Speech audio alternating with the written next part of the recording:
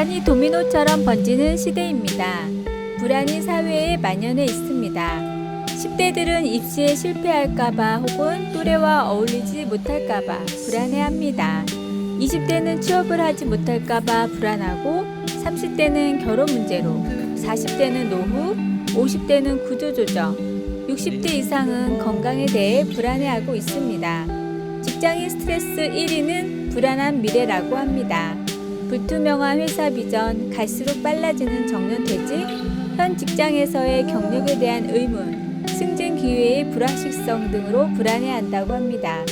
심리학자들은 현대를 일컬어서 불안의 세대라고 말하고 있습니다.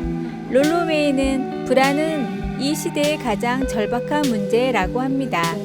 불안이라는 것은 마음의 안정을 찾지 못하고 어떤 일에 걱정이 되어서 늘 마음이 긴장되어 편치 못하고 초조하여 감정이 압박당하는 상태를 말합니다.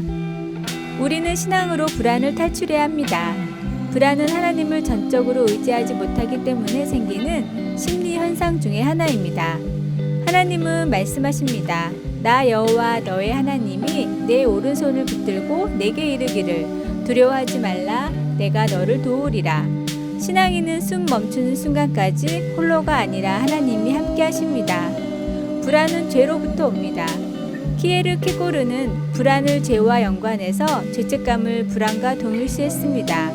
어떤 죄일지라도 하나님께 회개하면 하나님은 용서해 주십니다. 하나님은 말씀하십니다. 너희의 죄가 주홍 같을지라도 눈과 같이 희어질 것이요 진홍같이 붉을지라도 양털같이 희게 되리라. 하나님은 죄의 문제로 불안해하며 하나님의 평안을 누리지 못하고 살기를 원치 않으십니다. 하나님을 사랑하며 하나님께 다 맡기면 하나님은 합력하여 선을 이루실 것입니다. 오늘의 말씀, 내가 어찌하여 낙심하며 어찌하여 내 속에서 불안해하는가. 너는 하나님께 소망을 두라. 나는 그가 나타나 도우심으로 말미암아 내 하나님을 여전히 찬송하리로다.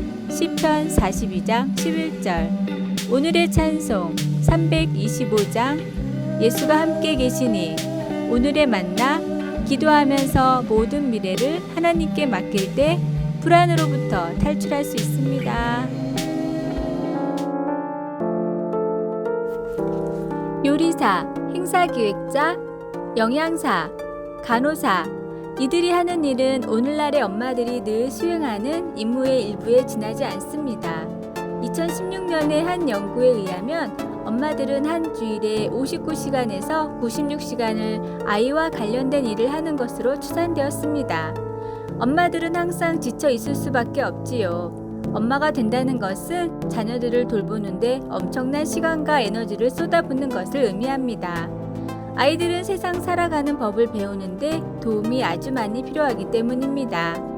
하루하루가 길게 느껴지고 다른 사람들을 돌보는 일이 가치 있는 일이라는 것을 되새길 필요가 있을 때 나는 섬기는 자들을 지지해 주시는 예수님을 보면서 큰 소망을 가집니다. 마가복음에서 예수님의 제자들은 자기들 중 누가 가장 큰가를 두고 언쟁하고 있었습니다. 예수님은 조용히 앉으시며 누구든지 첫째가 되고자 하면 뭇사람의 끝이 되며 뭇사람을 섬기는 자가 되어야 하리라고 제자들을 일깨우셨습니다. 그런 다음 한 아이를 팔에 안고 다른 사람들, 특히 우리 중 가장 의지할 데 없는 사람들을 섬기는 것의 중요성을 말씀하셨습니다. 그리스도의 반응은 하나님 나라에서 위대한 것이 어떤 것인지 그 기준을 다시 세워줍니다. 예수님의 기준은 다른 사람들을 기꺼이 돌보려는 마음입니다. 그리고 예수님은 섬기기로 결심한 사람들에게 능력의 하나님께서 함께 하실 거라고 약속하셨습니다. 가정이나 지역사회를 섬길 기회가 생길 때 예수님은 다른 이들을 섬기는데 드리는 시간과 노력을 매우 귀하게 여기신다는 것을 알고 힘을 내시기 바랍니다. 말씀 마가복음 9장 33절에서 37절. 찬송 218장. 내 마음과 정성을 다하여서. 기도. 주께서 아이들과 연약한 이들을 사랑으로 돌보신다는 것을 깨우쳐 주시니 감사합니다. 주님의 섬김의 본을 따를 수 있도록 도와주소서. 아멘. 게으르기로 소문난 농부가 있었습니다.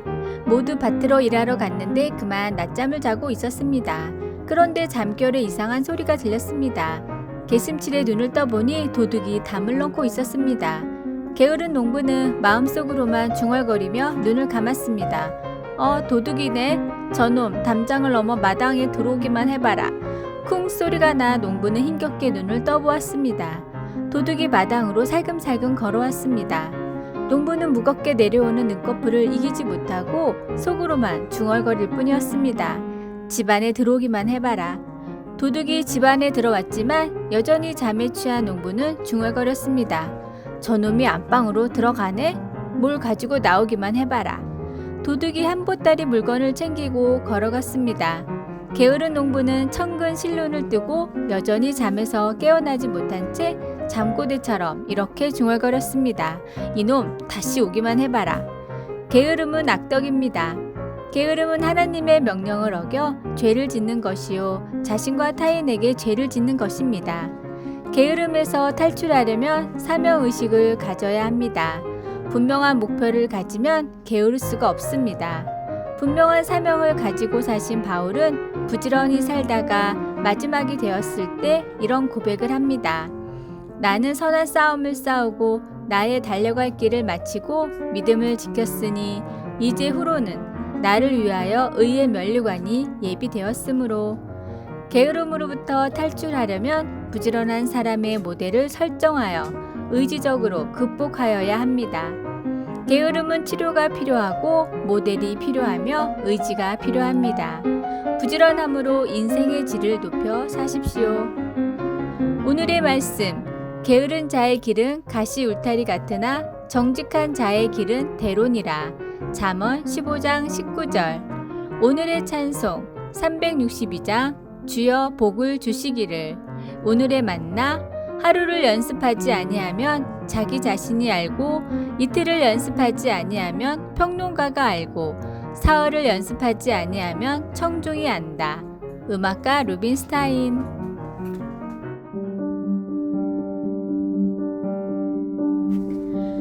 브라질의 한 회사 관리인이 회사 건물 청소 직원들에게 서면으로 보고해 줄 것을 요청했습니다.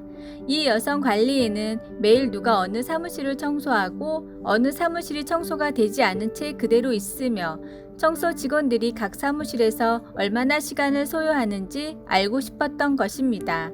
첫 보고서가 부분적으로 작성된 채 일주일 후에 도착했습니다. 관리인이 이유를 캐어보니 청소 직원 대부분이 글을 읽지 못한다는 사실을 알게 되었습니다. 그녀는 그들을 모두 회고할 수도 있었지만 그 대신 그들에게 문맹 교육을 받게 해주었습니다. 5개월이 되지 않아 모두 기초 수준의 글을 읽을 수 있었고 계속해서 청소 작업을 할 수 있었습니다. 하나님은 종종 우리의 시련을 기회로 사용하셔서 우리가 계속해서 그분을 위해서 일할 수 있도록 준비해 주십니다. 베드로의 인생은 미숙함과 실수로 얼룩져 있었습니다. 그는 물 위를 걸어가려 할 때 믿음이 흔들렸고 예수님이 성전세를 내야 하는지도 확실히 몰랐습니다. 심지어 예수님의 십자가 죽음과 부활에 대한 예언도 받아들이지 않았습니다. 그런 문제에 부딪힐 때마다 예수님은 베드로에게 예수님 자신이 누구신지, 즉 주님이 약속된 메시아라는 것에 대해 더 많은 것을 가르쳐 주셨습니다. 베드로는 열심히 듣고 배워서 초대교회를 세우는 데 도움이 되려면 무엇을 알아야 하는지를 알게 되었습니다.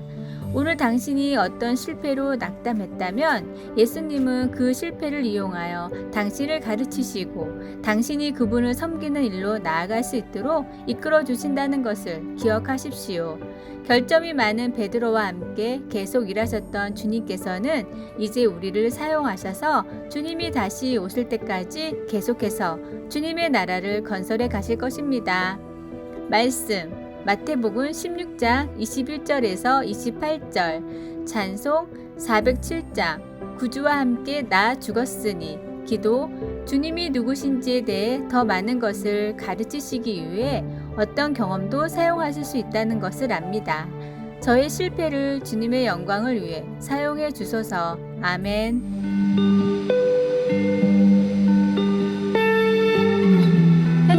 자신의 의지와는 상관없이 정보의 홍수 시대에 살고 있습니다. 신문과 TV, 인터넷과 핸드폰 등을 통하여 쏟아지는 폭포수를 피할 수 없습니다. 넘치는 정보로 말미암아 현대인들은 자신도 모르게 정보를 접하지 않으면 불안해하는 정보 중독증에 빠지게 됩니다. 하루라도 인터넷을 통하여 새로운 정보를 보지 않고 현재 일어나는 일들을 당장 알지 못하면 불안해합니다. 컴퓨터를 켜는 순간에야 비로소 마음이 놓이고 최신 뉴스에 민감하게 반응하며 방금 전에 이메일을 확인했는데도 금방 또 도착하지 않았을까 궁금해합니다. 시간 가는 줄 모르고 가상세계를 거닐며 눈에 띄는 정보는 자신도 모르는 사이에 언젠가는 사용할 것이라는 기대 속에 하드에 저장합니다. 아침에 일어나서도 밤새 뭔가 새로운 일이 일어나고 있을 것 같은 생각에 인터넷에 접속하지 않으면 불안해합니다. 만족한 정보를 위해 더 많은 시간, 더 자극적인 것을 찾아다닙니다. 이러한 현상을 정보 중독증이라고 합니다. 존 네이시는 정보 중독에서 벗어나기 위한 실천 전략으로 정보 다이어트를 시도하라, 시간표를 짜라, 새로운 습관을 발전시켜라, 이웃들과 어울려라, 이메일에 방해받지 않도록 주의하라, 헛된 기대를 버려라 등을 제시합니다. 그러나 무엇보다 모든 것을 단절하고 하나님을 만나는 경건의 시간을 갖는 것이 중요합니다. 물 속에 있으면 육지를 볼 수 없습니다. 눈을 뜨고 있으면 보이는 것으로 인하여 보이지 않는 것은 가려지게 되어 있습니다. 눈을 뜨는 것보다는 깨어있는 의식으로 눈을 감고 보이지 않는 세계를 그려볼 필요가 있습니다. 가장 위대한 창조력으로 영향력을 미친 예수님은 때로는 밤을 새워 때로는 40일을 금식하며 때로는 새벽 비명에 경건의 시간을 가졌었던 것을 기억합시다. 오늘의 말씀, 내가 주는 물을 마시는 자는 영원히 목마르지 아니하리니 내가 주는 물은 그 속에서 영생하도록 솟아나는 샘물이 되리라. 요한복음 4장 14절. 오늘의 찬송 200장 달고 오묘한 그 말씀. 오늘의 만나 생수를 주시는 예수님을 마음에 모시면 정보에 목말라 정보 중독증에 걸리지 않습니다.